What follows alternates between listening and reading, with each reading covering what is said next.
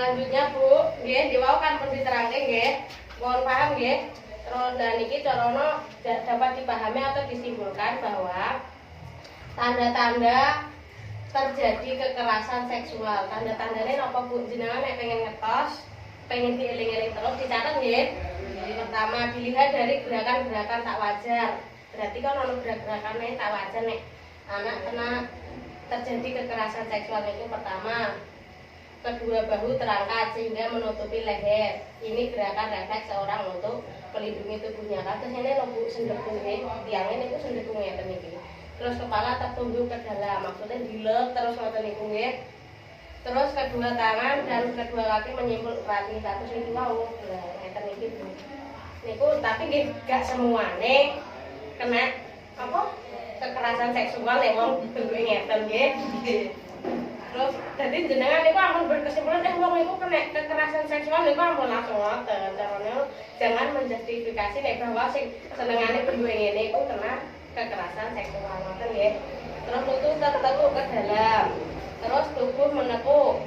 Terus mata berkedip-kedip, Pak. Terus ampun mata berkedip-kedip niki engko nek tanggone jenengan kedhepe cepet didarani kena kekerasan seksual niku mboten nggih Bu, tidak semuanya. Carane jenengan nggih apa perlu memahami berarti kan ngoten nggih.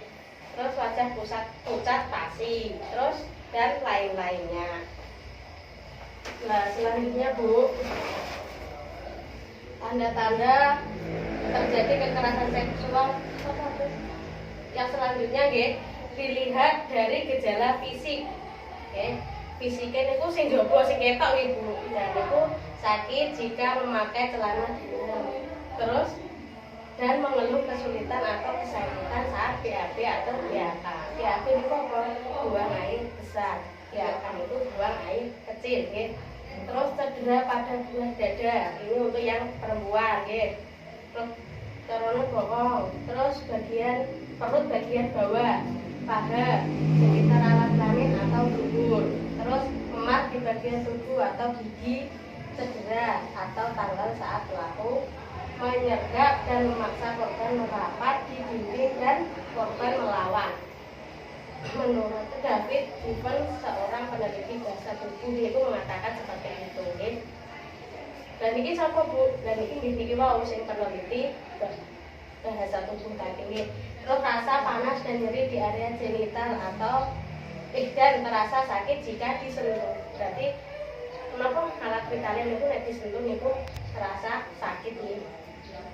Soalnya caranya dipaksa kan ngoten kekerasan kan dipaksa Bu. Terus cara jalan yang tidak wajar atau mengangang cara iki nggih apunten kaya makeh-makeh ngoten niku lho nggih.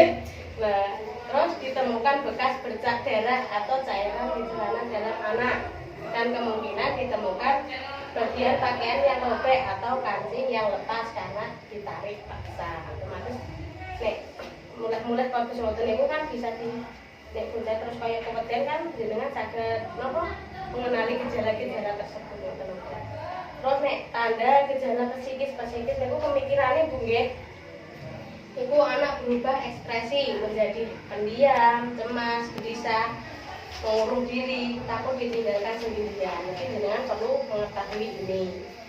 Terus menunjukkan keluhan-keluhan fisik yang tidak dapat dijelaskan penyebabnya seperti pusing, jujukan pusing, terus sakit perut atau masalah makan. Wis mengalami ini terus dilalah bocah ini cemas, dia ngoten bisa ditanyakan ke anak-anak yang mengalami kekerasan itu tadi. Terus sulit tidur dan mimpi buruk diikuti mengigau. Senengane lindur Bu nggih.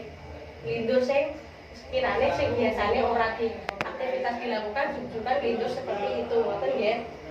Terus sulit konsentrasi dan sulit belajar sehingga tidak mampu menyelesaikan tugasnya. Bocah niku karena wedi dadine konsentrasi belajar niku sulit ngoten nggih.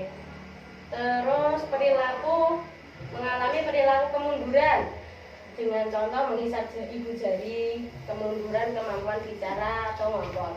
Tapi nggih tidak semuanya saya menghisap ibu jari niku terkena gejala mengalami gejala terjadinya kekerasan seksual. Ngoten nggih. Terus yang selanjutnya Ibu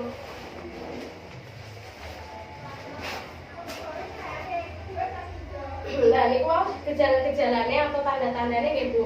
Lah tanda-tanda niku wau apa kira-kira yang akan jenengan lakukan Bu ketika mengetahui gejala-gejala itu ada di sekitar jenengan? Niku pripun? Apa yang jenengan lakukan Bu? Nunu. Monggo. Oh nggih. Jenengan melakukan hal-hal sing pendekatan pada anak dulu nggih Bu. Kesane purun cerita bener Bu Nunu. Terus Bu Faiko. Oh nggih. Berarti jenengan sudah melakukan hal yang terbaik Bu. Soalnya anak niku nggih perlu perhatian orang tua nggih, diperhatikan juga ketika koneng nggih anak ngoten nggih. Terus gejala psikis pada anak usia niki Bu, jenengan nek ngertos napa anak-anak yang mengalami seperti ini jenengan kan bisa tahu nggih. Contohnya seperti anak-anak usia 13 sampai 15 tahun niki nggih sekitar usia SMP ngantos SMA. Misalnya ini terjadi keluhan fisik yang tidak jelas penyebabnya, kecemasan yang terus menerus serta kegugupan. Berarti bocah niku ya wedi ya gugup kan seperti itu. Terus agresif atau sebaliknya, yaitu menutup atau menarik diri, curiga terhadap orang lain dan berpikir bahwa hal buruk akan menimpa mereka lagi. Dan terus wedi nek ana apa ya pikirannya harus negatif dulu kan seperti itu ya. Terus merusak diri sendiri untuk mengatasi rasa marah dan depresi. Dan terus ini iku cara ngono kaya wong stres ngoten lho Bu, ngapunten nek bahasa mriki kan ngoten nggih. Terus wong-wong ngarani cah iku stres niku asline mboten, niku perlu pendekatan-pendekatan seperti itu kalau ada anak yang mengalaminya.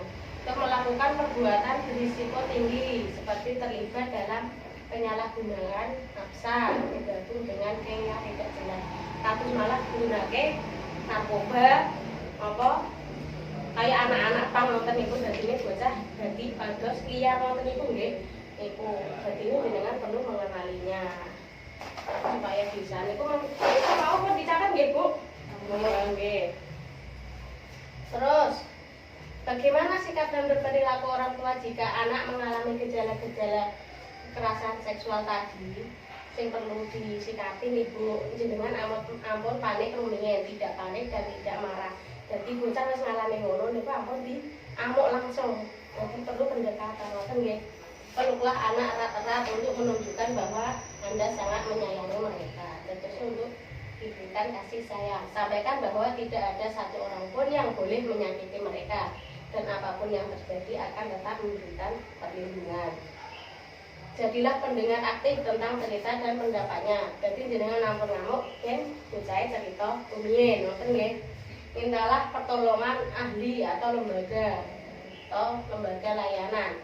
Nek perlu laporkan ke polisi. Ngoten nggih.